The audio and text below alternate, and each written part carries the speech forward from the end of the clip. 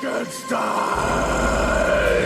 The first seeds of the science fiction genre were sown by English novelist Mary Shelley, who wrote the book Frankenstein, or the Modern Prometheus, in 1818. That was almost a century ago before Universal Pictures presented it to the world in the form of a movie in the 1930s. Ever since, a series of Frankenstein movies have been made, leaving audiences wanting more. A simple story about a scientist named Dr. Henry Frankenstein, obsessed with creating life with human anatomy, remains the most iconic story ever told. Here's a listing of the 15 greatest Frankenstein movies of all time. But before we go into our explanation, we have a very small request. If you like our content, please support us by subscribing to our channel. This is a small click for you, but for us it means a lot. Thank you. Let's begin.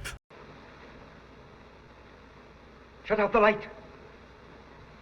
Frankenstein, 1931. Before 1931, a short film of about 16 minutes was made by J. Searle Dawley. A silent movie about Frankenstein was also made, but it wasn't quite cut. The first feature film was officially made by director James Whale, starring the legend Boris Karloff as the monster and Colin Clive as the scientist Henry Frankenstein. The supporting cast included Mae Clarke, John Bowles, Dwight Fry, and Edward Van Sloan. John L. Balderston adapted the screenplay from Peggy Webling's play version of Frankenstein made in 1927. Francis Edward Farrago and Garrett Fort wrote the script into a 70-minute-long, thrilling motion picture. The plot follows a scientist named Henry Frankenstein, who's named Victor in the novel, who resides in the gorgeous mountains of the German state of Bavaria with his hunchback assistant Fritz. Henry is hard at work to create something unimaginable, another human being using the original body parts of a human. These body parts have mostly been sourced from the new corpses found in the graveyards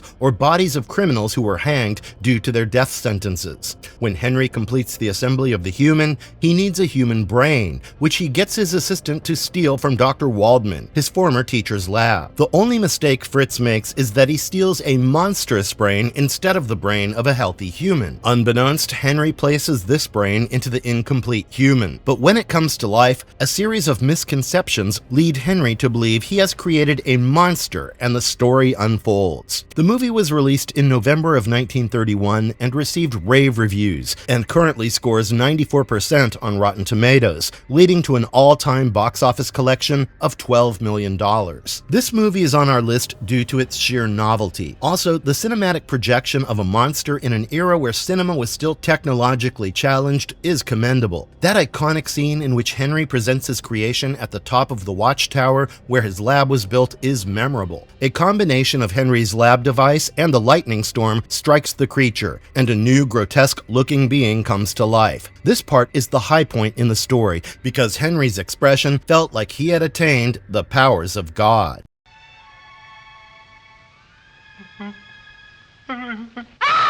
Bride of Frankenstein, 1935. The thought of Bride of Frankenstein was birthed from chapter 17 of the novel, where the monster tells Henry that the only way to relieve him of his monstrous behavior is to create for him a female partner. The same crew helmed the movie. Director James Whale and the lead cast included Colin Clive as Henry Frankenstein and Boris Karloff as the monster. The supporting cast was Elsa Lanchester, Ernest Thesiger, and Oliver Peter Heggie. Special mention reserved for makeup artist Jack Pierce. The plot picks up from the first movie's climax, where the monster is considered dead, but he isn't. He survives the fire and goes on a killing spree, murdering the little girl's father, whom he had drowned in the first movie. He kills the little girl's mother and goes after the maid, but she escapes and informs Henry of his existence. As the monster roams, he reaches Henry's mentor, Dr. Pretorius's lab, and he is overjoyed to know he is creating a female companion for the monster. Dr. Pretorius uses the beast to kidnap Henry's wife so that Henry can be roped in to complete the experiment. Having no choice, he agrees, and the female monster is made.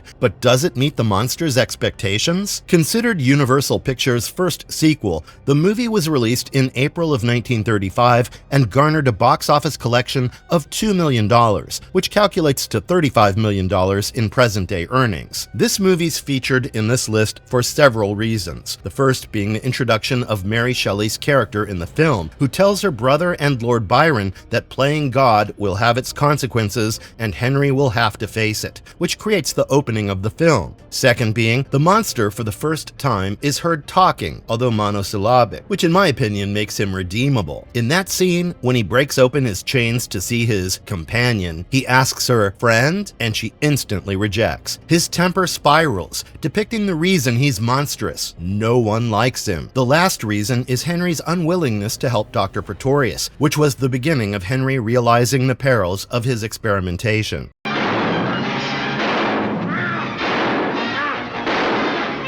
Son of Frankenstein, 1939. Son of Frankenstein follows the story of a son who goes out to redeem his father, Henry Frankenstein's name, in a village where his father and grandfather were labeled makers of monsters. No one in the town had forgotten the mayhem caused by Henry's monster, and they weren't willing to forgive him. Baron Wolf von Frankenstein, along with his wife and son, return to the village, and Baron, with the help of Inspector Krogh, goes looking for the monster responsible for a series of killings. Surprisingly, the beast is linked to a deformed convict and a blacksmith, Igor, who had access to Henry's lab in the watchtower depicting the monster's new master. Had Igor created him, or was Henry's monster alive, it would have made the narrative thrilling and engrossing. The movie was Universal Pictures' third Frankenstein release and was released in January of 1939. It was directed by Roland V. Lee and starred Basil Rathbone, Boris Karloff, and Bela Lugosi. Willis Cooper wrote the screenplay. The movie opened to positive reviews and had a massive, unreported box office collection. This movie belongs to this list due to a few firsts. It presented the monster in a new light. It showed the monster's kind side when he visited the Baron's little son and Henry's grandson on the sly, depicting his knowledge of their connection. I felt sorry for the monster since now he was available to anyone who could control him after Henry's death. In this movie, Igor was using him for his vested interest.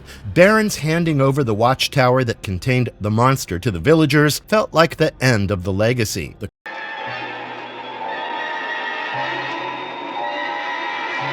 Curse of Frankenstein, 1957. The Curse of Frankenstein is a British version of the same story based on the novel. It was directed by Terence Fisher, written by Jimmy Sangster, and starred Peter Cushing and Christopher Lee, with Hazel Court and Robert Urquhart. The plot follows a young boy named Victor Frankenstein, who inherits some wealth left by his late mother. He invests this money in a scientist named Paul to tutor him, from whom he learns several subjects, but medical sciences tops his choices. Together they explore the miracles of medicine until the day Victor and Paul revive a dead puppy, giving Victor the idea of creating an immortal human. Despite Paul's discouragement from playing God, Victor creates a human that goes wrong, and a monster is made in its place. The beast kills and harms and finally meets his death, destroying all evidence of its existence. Today, Victor, as he faces a death sentence, tries to absolve himself to the priest about the monster being the real culprit, but isn't pardoned, and he is hanged. Hammer Film Productions released the movie in May 1957 that met with a collection of over $8 million worldwide. The new narrative didn't sit quite well with many critics. However, it was well received in the US. It makes it to our list since it was the first Frankenstein movie in color,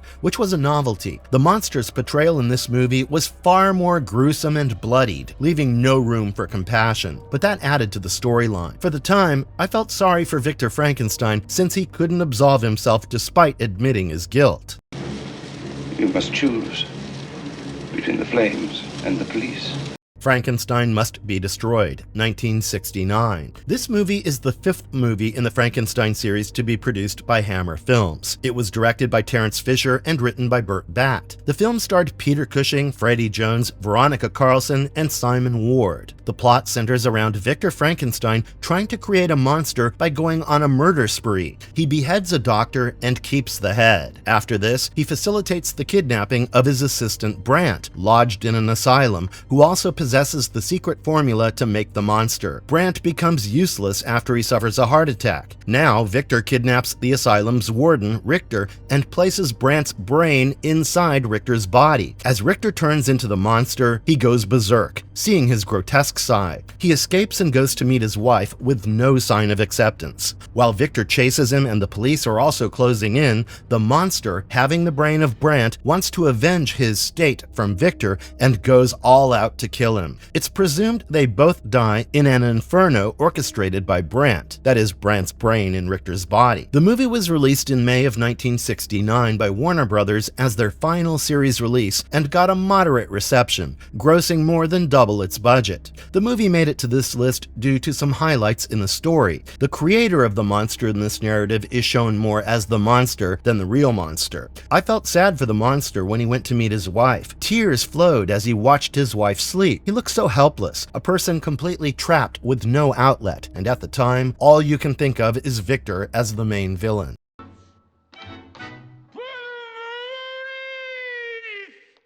Young Frankenstein, 1974. Young Frankenstein is more of a comic tale on the original film and was directed by Mel Brooks, who co-wrote the film with Gene Wilder. The movie starred Gene Wilder in the titular role, along with Terry Garr, Cloris Leachman, Marty Feldman, Madeline Kahn, and Gene Hackman. The movie revolves around Frederick, a second-generation Frankenstein who hides in his profession as a medical professor at an American university, pretending to be Frankenstein to ignore his legacy. One day, he learns he has inherited his family home in Transylvania. Tempted, he goes there to stake a claim and gets busy creating a monster with the help of a second-generation Igor. Referencing his granddad's journals, he makes a monster while Igor brings him the body parts from freshly buried corpses. The story progresses and takes a unique turn. The movie was released in December 1974, made close to $87 million, and was nominated for Best Sound and Adapted Screenplay by the Academy. It received 95% on Rotten Tomatoes. The most rank-worthy thing about the movie is that it's a true parodical tribute to the original, making it a rib-tickling comedy without being disrespectful.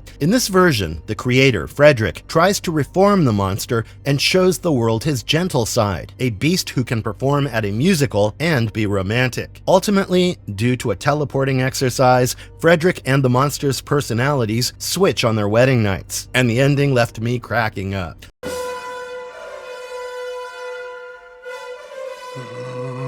Mary Shelley's Frankenstein, 1994. As the name suggests, this movie is the closest adaptation to the novel, and one of its producers is Francis Ford Coppola. The movie was written by Steph Lady and Frank Darabont. The movie starred Kenneth Branagh, who also directed. It also starred Robert De Niro, and the supporting cast included Helena Bonham Carter, John Cleese, and Aidan Quinn. The movie opens at the North Pole and starts with a flashback in which Victor tells his tale about who has come this far in chasing the monster. The plot centered around Victor Frankenstein's obsession with overcoming death after his mother's death. He and his friend Henry enroll at the University of Ingolstadt to study medicine and get coached by Professor Waldman. Waldman's teaching on creating life lures Victor into the maddening desire to create life. He uses Waldman's brain and the body of the murderer who had killed Waldman to make the monster a monster. What results from the experiment is an ugly, monstrous creature. Victor, disappointed, tries to kill him, but the monster escapes. He takes shelter in a civilian's home and learns their ways, but they discard him when they see his face. When the monster learns about the origin of his creation, he goes all out to kill Victor.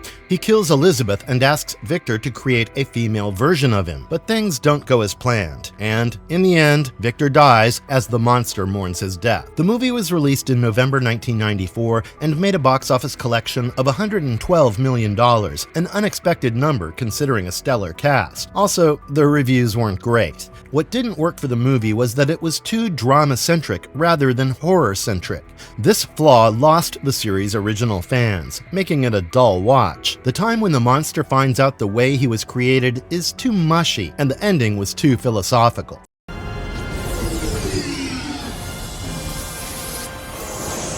Frankenstein Unbound, 1990. Frankenstein Unbound is a movie based on the novel by Brian Aldiss and directed by Roger Corman. He co-wrote the film with FX Feeney. The movie opens in 2031, and Dr. Buchanan works on a weapon to restore peace and eradicate wars. The experiment goes wrong, instead causing devastating climate change and opening up rifts or portals, transporting Dr. Buchanan to 1817, where he meets Victor Frankenstein and learns about his creation. possession. In a twist of events, seeing the monster in action as a murderer, Dr. Buchanan tries to help Victor appease the monster, but that goes wrong too. This incident leads to Dr. Buchanan, Victor, the monster, and Elizabeth's corpse entering the future rift and returning to a decimated world caused by the carnage of Dr. Buchanan's experiment. Will they be able to kill the monster, which forms the end narrative? The movie starred John Hurt, Raul Julia, Bridget Fonda, and Jason Patric, and was released in November 1990, opening to poor reviews. The movie's on this list to point out that the essence of Frankenstein is lost in this narrative. The futuristic setup removes all connections with the original story and makes it hard to imagine Frankenstein's monster in this setup. The vision of the story was to show Frankenstein's monster was immortal, but that didn't seem appealing. The Evil of Frankenstein, 1964. The Evil of Frankenstein was yet another film produced by Hammer Films, and much of the movie's look and feel were taken from the original film and offshoots released between 1930 and 1940. The monster's typical flat-headed look in the original, created by makeup artist Jack Pierce for star Boris Karloff, was replicated in this movie version. The movie was directed by Freddie Francis and written by John Elder. The movie starred Peter Cushing, Sandra Ellis, and Kiwi Kingston. This movie was also the third Frankenstein movie produced by Hammer Films. The plot begins with Victor and his assistant Hans trying to assemble body parts to create the monster. However, they're incriminated and flee the city. Victor and Hans return to their hometown and find the original monster preserved by a young girl in an icebox. Victor revives it, but must get the help of a hypnotist, Zoltan, to activate the monster's brain. The monster becomes Zoltan's slave, and Victor loses control. The end narrative involves the death of Victor and the monster. The movie was released in May 1964 and opened to a poor reception. What's lacking in this movie is Victor's relegation to a mere facilitator who cannot activate the monster, diluting his powers, as compared to Victor's portrayal in the earlier installments. A weak protagonist always fails to sustain interest for too long. The monster too felt like a pet willing to switch sides, owing no allegiance to its creator.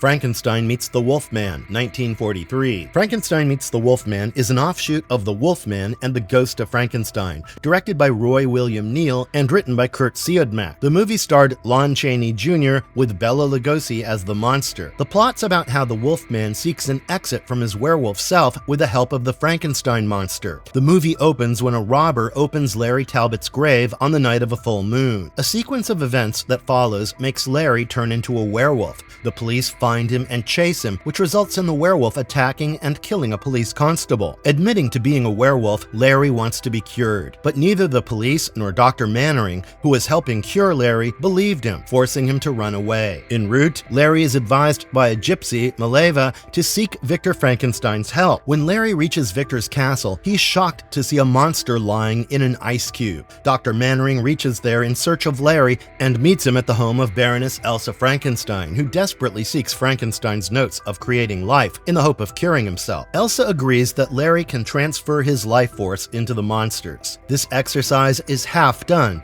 keeping Larry's werewolf self and the monster's monstrous side potent enough to wreak havoc. Will they end up killing each other? The movie was released in March 1943 and opened to a lukewarm response with unreported box office collections. The obvious reason for the poor response is when you put two iconic monsters next to each other, it dilutes the powers of the other. The Wolfman and Frankenstein's monster have their own following. In this installment, Larry felt like the lead protagonist and the Beast was reduced to supporting cast, unlike the other Frankenstein installments. This change in power could have affected the movie's business. House of Frankenstein, 1944. House of Frankenstein is a sequel to Frankenstein Meets the Wolfman, directed by Earl C. Kenton and based on a story titled The Devil's Brood by Kurt Siodmak. The movie starred Boris Karloff, Lon Chaney Jr., and John Carradine. The plot follows convict Dr. Gustav Niemann, who is serving time for copying Dr. Frankenstein's experiments. His cellmate, a hunchback named Daniel, yearns to become normal like the others. Leveraging on Daniel's desires, Dr. Niemann gives him hope that he would make him normal only if he could access Dr. Frankenstein's notes. A chance earthquake facilitates their escape. En route, they meet Professor Lampini, known for his horrible exhibits. They murder him and steal his tools, only to find the corpse of Count Dracula. Feeling lucky, Dr. Niemann brings Dracula to life and uses him to hypnotize Mayor Hussmann's granddaughter-in-law to kill him. After all, Mayor Hussmann had put Dr. Niemann in jail. In a lucky twist, the police think Dracula is the real culprit and go after him. Dr. Niemann uses this time to escape to Frankenstein's hometown with Daniel. While in Frankenstein's hometown, they find the bodies of the monster and the Wolfman kept frozen beneath the castle.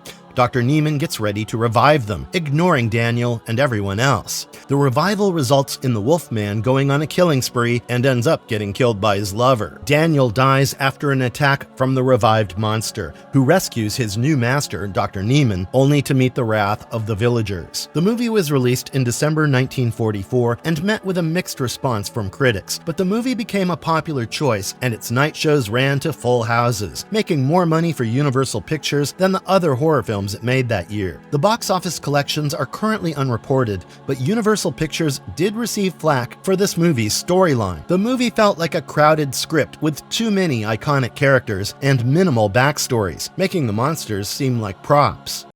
Abbott and Costello meet Frankenstein, 1948. Bud Abbott and Lou Costello, two Hollywood comedians, meet history's most horrific monsters, Count Dracula, Frankenstein's monster, and the Wolfman, in the same movie. How about that? The movie's about Count Dracula's suggestion to transplant Frankenstein's monster's brain with an obedient one, and he takes Dr. Sandra Mornay's help. The search for an obedient brain ends with two funny and daft baggage porters, Wilbur and Chick, working at a Florida railway station. Wilbur falls into a trap and gets hypnotized by Dracula into Dr. Sandra's den, where they pluck his brain to put it into Frankenstein's monster. Dracula first plays them by escaping from the newly delivered parcels by McDougal's House of Horrors to the railways along with Frankenstein's monster. The negligence angers McDougal, who has them arrested. Both get bail and then are lured into the mission. Wilbur's trapped and he has to be rescued. Wolfman, a friend of the comedic duo, comes to Chick's help and rescues him in time to escape the horrific transplant. The movie was released in June 1948 and met with a phenomenal response at the box office, becoming Universal's biggest grosser for that year. The movie was directed by Charles Barton and written by Robert Leese, Frederick I. Rinaldo, and John Grant. The cast included Bela Lugosi, Lon Chaney Jr., Glenn Strange, Bud Abbott, and Lou Costello. The narrative's unique and very picturesque, especially the inclusion of a masquerade ball. But the real hero is the Wolfman, who saves Wilbur again, diluting Frankenstein's monster.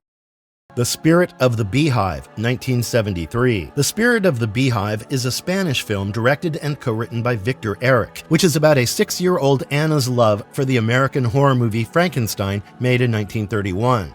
The plot is set in 1940 Spain, in the post-Civil War era, where Anna lives in a small village on the Castellanian Plateau with her parents, an aged father, Fernando, and a younger mother, Teresa, who's lost in the thoughts of an unknown lover, and her older sister, Isabel. One day, a mobile picture company comes into the village and shows them the movie Frankenstein. Anna becomes extremely engrossed with the storyline, especially in the part where Frankenstein's monster drowns the little girl and is killed. When she asks her older sister to explain the killings, she wards it off as fake and asks Anna to treat the monster as a spirit she could call. She even takes Anna to a deserted sheep shed and tricks her into believing it's the monster's house. Overjoyed, Anna visits the sheep shed almost daily to look for the monster. One day, she finds a wounded soldier whom she nurses and feeds until one day, the establishment finds him and shoots him. Anna goes missing, which results in a panic search similar to a scene in Frankenstein when they go looking for little Maria. Anna sits by the lake and finds Frankenstein's monster kneeling next to her, and the end shows Anna distraught, wondering about the soldier as she solemnly calls for the monster.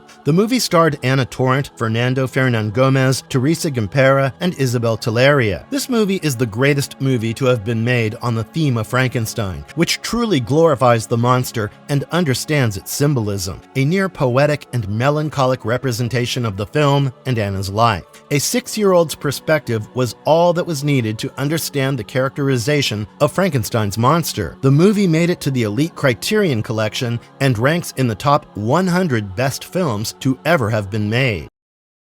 The Ghost of Frankenstein, 1942. It's the fourth installment in the Frankenstein series, a sequel to Son of Frankenstein, directed by Earl C. Kenton and written by W. Scott Darling. The movie starred Bela Lugosi, Lon Chaney Jr., and Cedric Hardwicke. The film opens at a time when Igor has rescued the monster from the burning castle and fled the village in search of someone who could fix the beast. The beast has gotten weak, and this is seen when he plays with a young girl named Cloestine Hussman and gets cornered by the police, leading to his arrest. Igor approaches Henry Frankenstein's younger son Ludwig, a doctor, to revive the monster, but he refuses. The beast breaks away from jail, and he and Igor break into Ludwig's lab, killing one of his assistants, Dr. Kettering. Igor again requests Ludwig's help, otherwise he would expose his family's history to the village. Ludwig reluctantly agrees to replace the monster's brain with that of Dr. Kettering, but Igor manipulates this transplant by paying off his assistant Boehmer. The monster now has Igor's brain, and his evil machinations come into play, creating mayhem once again. The movie was released in March 1942, opened to good reviews, and had a successful run. This movie remains my favorite for one scene when the monster brings Cloestine, asking Ludwig to put her brain into his. It captures the monster at his vulnerable best, which was metaphorically captured in the character Anna's perspective in Spirit of the Beehive.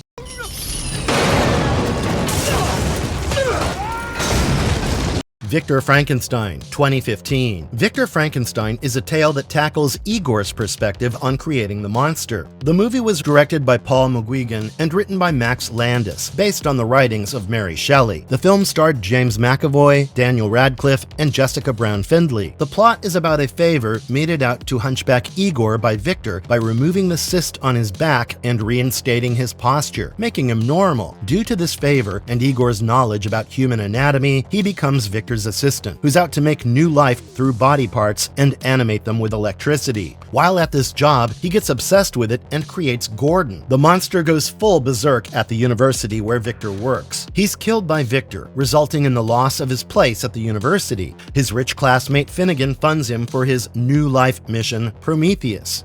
They move to Scotland to implement this mission, but Igor learns of Finnegan's vile intentions in using Prometheus as a war weapon. When the mission is accomplished, and Victor figures through Igor that he was being used by Finnegan, now dead, he destroys Prometheus and lives the life of a recluse. The movie was released in November 2015 and opened to a poor response. It's rated 26% on Rotten Tomatoes. The movie is on this list since it's the only movie made to justify the logic and reasoning of Victor Frankenstein when he set out to make the monster. It talks about his intentions and how it took the worst out of him. Also, the representation of Igor in this version of Frankenstein is novel and is reflective on how a hunchback gets his confidence back after the hunch is removed. Imagine the state of mind of the monster, who sees everything around him can be changed except his grotesque self. There was no hope of normalizing himself.